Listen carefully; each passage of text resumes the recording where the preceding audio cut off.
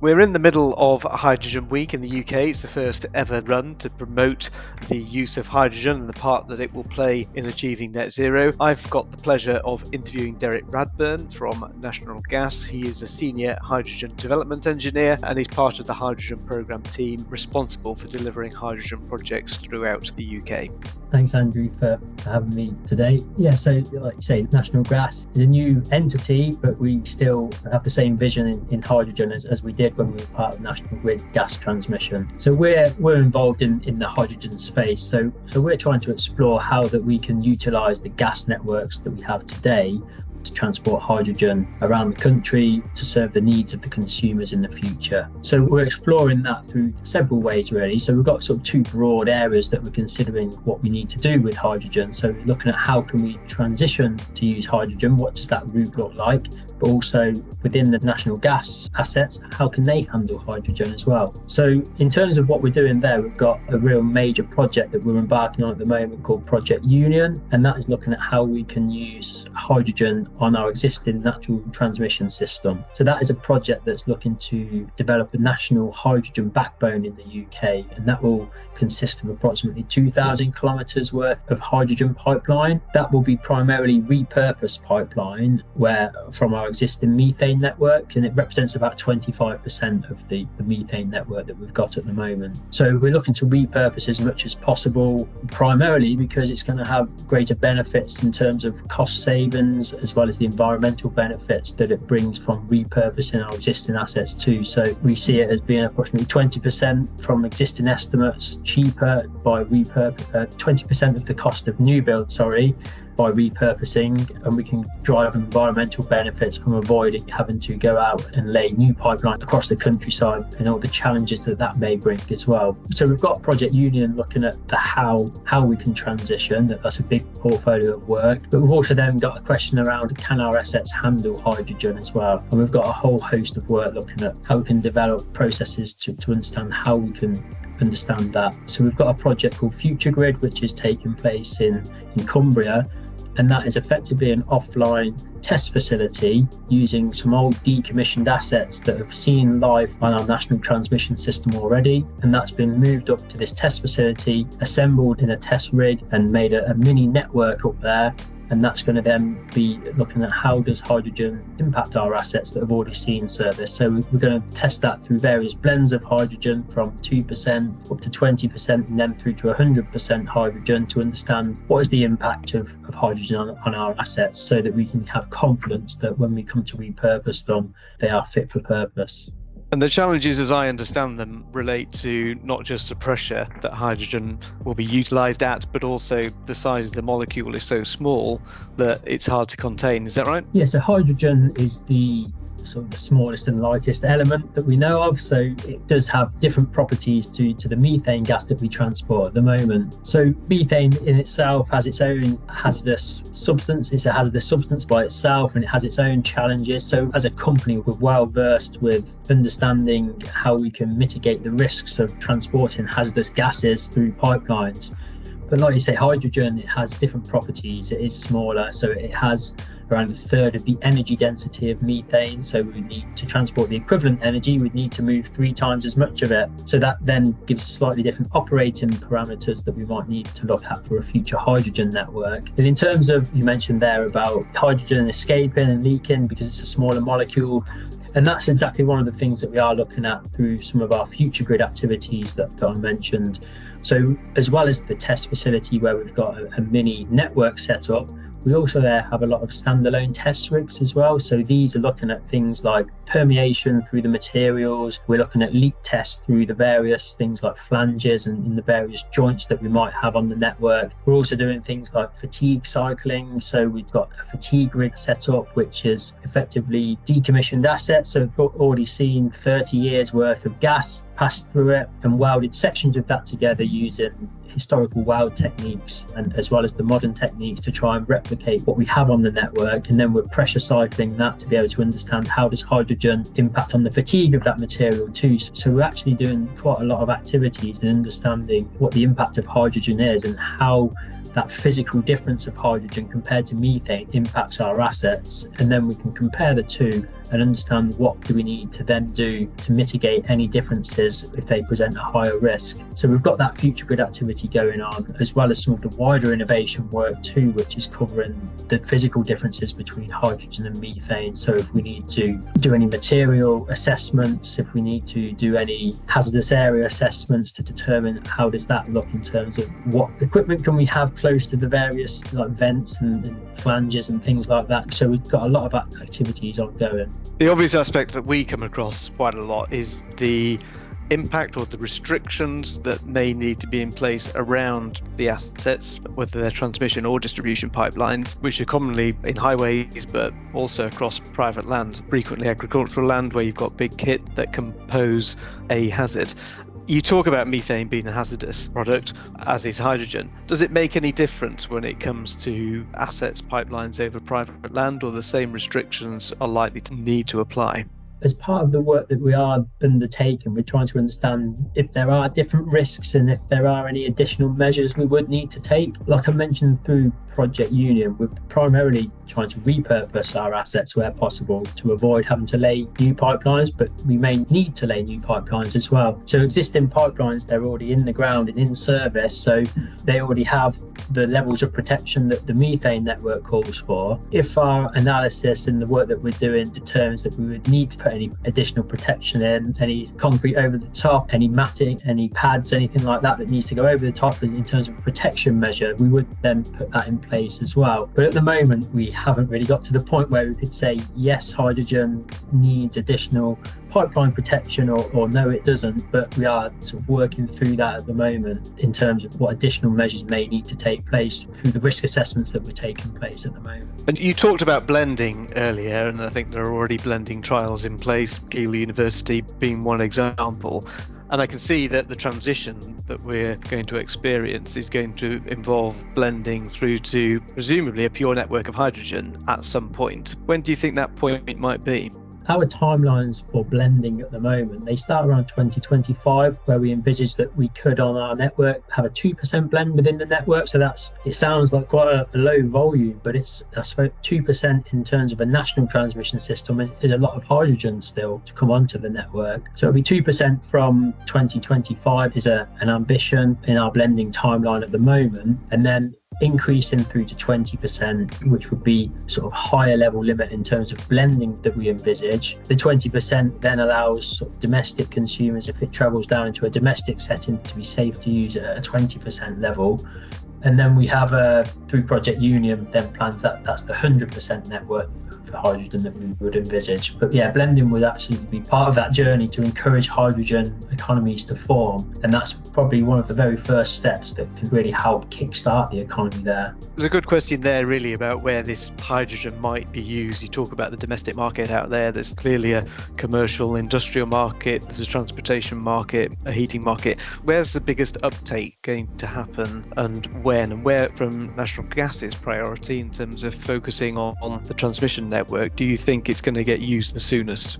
I think you covered quite a few of the sectors that we envisaged it being used in just there. So in terms of where it can be used, I think we're seeing hydrogen being able to offer a replacement for natural gas across various different uses. So it's part of a whole energy system that we're viewing hydrogen as playing a part. There's lots of natural gas being used at the moment. In terms of sort of, if you compare the gas networks and the electricity networks, we have about 3 times as much energy per year go through the gas network as compared to the electricity network. So we've got a lot of energy to decarbonise through those gas networks. And all of those sectors that you've picked up are ones that we envisage using hydrogen. So we have Project Union, which is connecting up the industrial clusters, but it doesn't just mean that we're only focusing on those people within that industrial cluster zone. By having a hydrogen backbone through Project Union, that then allows people outside of the clusters to be able to have access to hydrogen as well. So those people who are on the route of hydrogen, also through the distribution networks as well. So it has got all of the various sectors covered. So we can cover the industrial sectors, so where there's not a natural electrification modification route to decarbonisation for those industrial consumers, hydrogen can be an option for them as well. And we're trying to really give people choice that hydrogen is out there to use as an industrial process as well to decarbonise. The power sector is another large sector that is going to play a big part within hydrogen. The electricity grid have got a target to decarbonise by 2035. There's a lot of gas-fired power stations currently on the network as well. And we see that there could be a role for hydrogen to play a part in enabling that decarbonised electricity system as well through using hydrogen in power stations. And that, again, that needs that whole systems and joined up energy approach to across gas and electricity to determine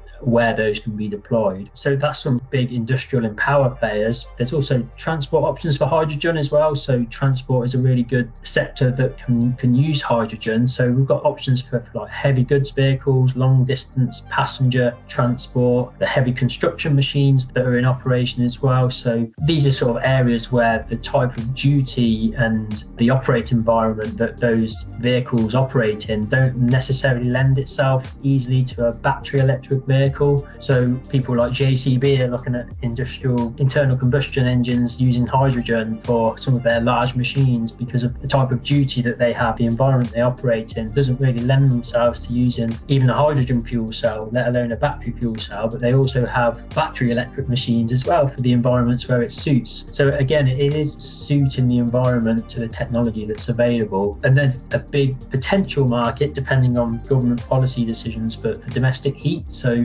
subject to a government decision in 2026 allowing domestic heat to have hydrogen in the mix, that could be another potentially large market there. And in the same way that the other sectors have got choice as well, the domestic settings also have a lot of choice there. So again, this will be determined by the needs of that domestic setting about whether they can use hydrogen or whether they can have other options. So it's part of the choice that a consumer has, whether hydrogen is part of that mix as well. The energy mix is going to be fundamental, isn't it? Because I think there's no single silver bullet here. We talk about hydrogen being an option for transport and an option for heating. You've got batteries as the alternatives. You've got air source heat pumps, ground source heat pumps. Where do you see the balance? You know, is hydrogen going to take the lion's share of all of this, do you think? I know this is a long time into the future, but where do you see the balance being between the use of hydrogen versus other alternatives?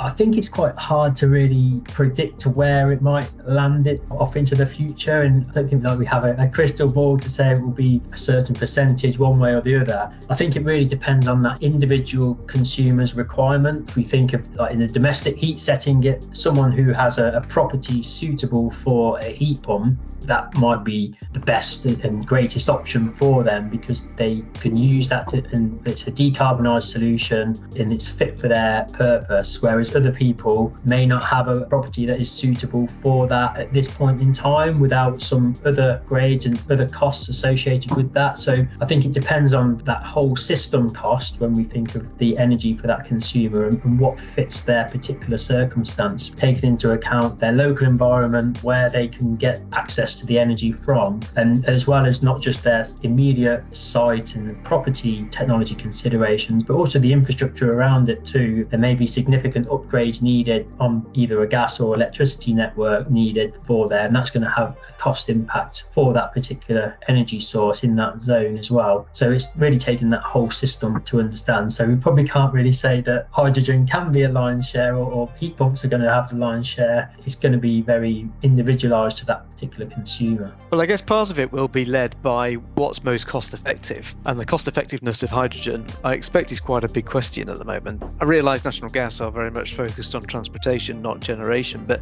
in your view, how cost effective is hydrogen today and what's going to change that in the future? Like I mentioned just then, in terms of the cost effectiveness, it depends on each user's circumstance and having an energy source that they have that meets their requirement. So taking into account all those sort of upgrades or modifications that they may need. But if we sort of take it away from that individual level as well, so in terms of an overall system cost level, there's quite a few studies that have taken place which show that with hydrogen in the mix, we can have a reduced overall cost to the system. So there's A3 studies and Guidehouse have both done independent studies looking at this, and they have savings ranging from 13 to 38 billion respectively on that whole system cost to meet net zero requirements. And that's sort of using hydrogen as like a long duration energy storage in that particular mix. So in terms of where we stand today with hydrogen cost, I think by generating that hydrogen economy over the next few years, initially through blending, that's a real good way to kickstart the economy and get the production going. That can then sort of drive a market and give that competition that allows future hydrogen costs to come down as well. So through that competitive market, the innovation that we'll see, that can then start to help drive those costs down. I think we've seen similar things in other sectors too. So if you look at the renewable wind power sector, that's went from a very low level through the 90s and early 2000s, and it's really ramped up to, I think the total generating capacity for renewables is about 42% at the moment. So it's got quite a big share of the generating capacity through renewables, and that's came about in quite a quick manner, and the associated costs of that have come down over that period too. So in the offshore wind world, it's contracts for difference that have really encouraged the competition and have brought the price down over the last 10-15 years.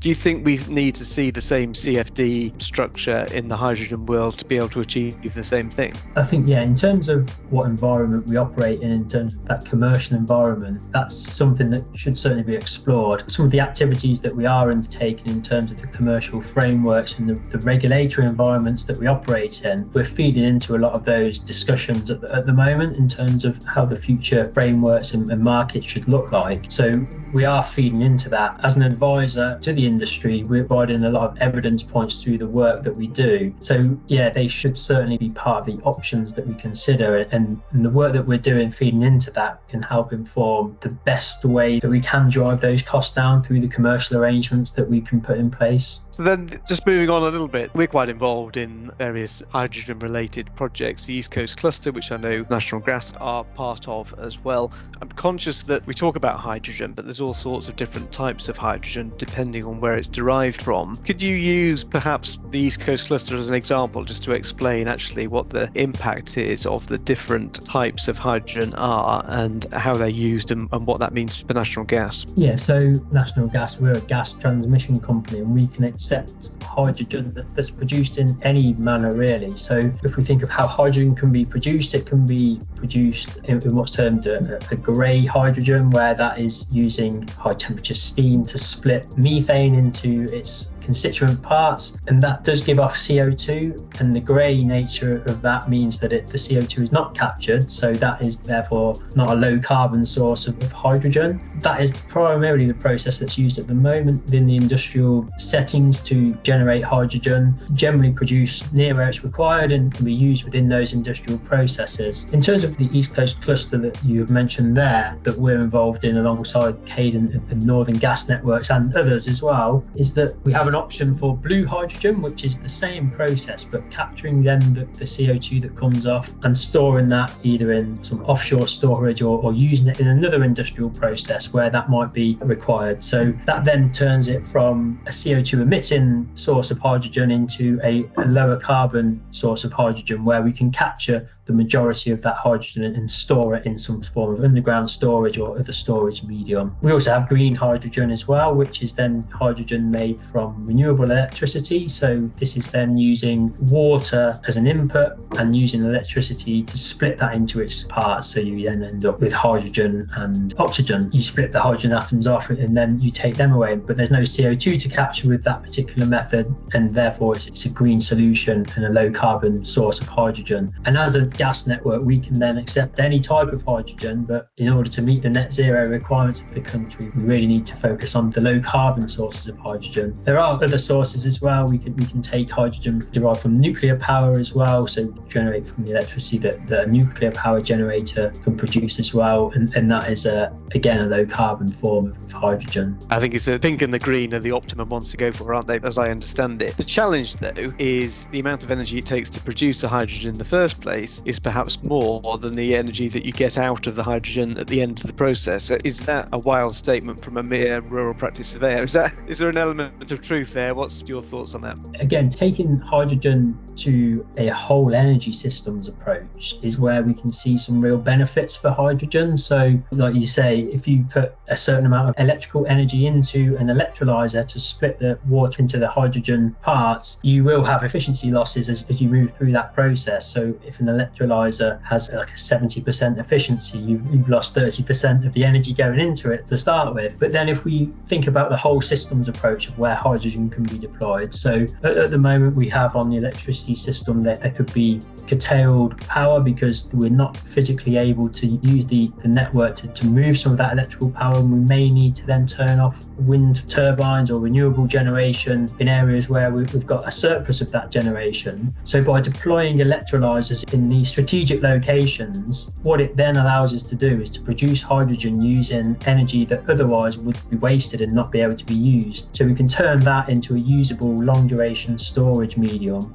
through hydrogen, and then that can be deployed through either power stations that run on hydrogen in the future to top up when the wind isn't actually generating at that point in time, or it can go into the other industrial processes that actually need hydrogen on an enduring basis. So as a whole system cost, we actually benefit through using that. We can then use hydrogen to extract energy that would otherwise not be available and would have to be wasted. Yeah, I think in a world where at the moment we can't control when the wind blows and the sun shines, and it's absolutely true, and far better to produce a hydrogen actually than pay wind farms not to produce. So yeah, I 100% get that. And then finally, just to close this one off, is we've got some pretty tough government deadlines, targets that we're all striving to meet. And we're talking about 10 gigawatts of carbon hydrogen production capacity by 2030, 1 gigawatt in literally less than 2 years' time. How feasible do you think that is? Yeah, so there's some targets coming up in terms of the numbers that you've spoken about there, and I think there's a lot of activities happening across the whole sector at the moment. So we've got, people are terming this the decade of delivery in the hydrogen sector. So we are actually doing a lot of activities now that will help accelerate meeting those targets in the future, that 2030 10 gigawatt target that you mentioned for hydrogen production. So we're working across the sector and across the whole energy industry to be able to try and meet those targets and to really accelerate the work that we're doing. So we're one part of the chain there. There's lots of people involved in this. There's people who want to produce hydrogen. There's people who need to use hydrogen. We're able to then move it around as well. So we're all working together to try and land there at the same place. We mentioned earlier sort of blending as a route to really try and kickstart that economy. And that's one area that can be stepped in to actually drive some of the pace of that change as well, by giving that market, giving that certainty to people that they can actually put their hydrogen somewhere if they do produce it. And then also gives people who want to use hydrogen some certainty that there will be hydrogen available for them to consume as well. So we're doing a lot of activities like that, and some of the activities that National Grid are doing is really going to provide some vital evidence to help support some of the policy decisions that are also going to meet these headline decisions. So around the policy for heat, and there's lots of areas that we're going to feed evidence in from the activities that we're looking at through Future Grid, through Project Union, through our wider innovation portfolio of work, the work that we're doing around commercial frameworks and regulation. We're all trying to feed this through as real good evidence points to help the government make informed policy decisions that help the industry as a whole get towards these targets. And do you believe there does need to be quite a lot of change on? You talk about policy, we could be talking about legislation and processes. Do you think there's still a lot of change to come in that front to really incentivise and facilitate this energy transition? I'm not sure if necessarily change as such, but probably people are looking for some clarity and understanding of the direction of travel about, so they can get that certainty. So in terms of where people want to make an investment, they want to make sure they're making it in the context of a regulatory and a commercial environment that will actually be beneficial both for them as an enterprise and as a business, as well as meeting the targets that the government is setting for the country. Well, I mean, it seems to me there's a lot of research already underway. We're already trialling blending. We've started the direction. The principle is absolutely right in terms of using hydrogen as part of the energy mix, the energy jigsaw out there, and the pathway is clearly set, and there's an awful lot of activity that you're obviously involved with, we're obviously involved with in multiple different projects throughout the country. So it seems like the direction is set. Yes, onwards and upwards, and we've all got a lot of work to do to meet some pretty tough targets. Yeah, that's certainly the case. I think there's lots of work going on at the moment to try and meet those targets and to progress the activities that we've got planned for the next few years and beyond. Well, Derek, that's been massively insightful. Thanks so much for joining me. And I think it's a real eye-opener in terms of your perspective and National Gas's perspective of the challenges ahead, but absolutely challenges to be embracing. So, yeah, thanks very much for your time. Thank you, Andrew.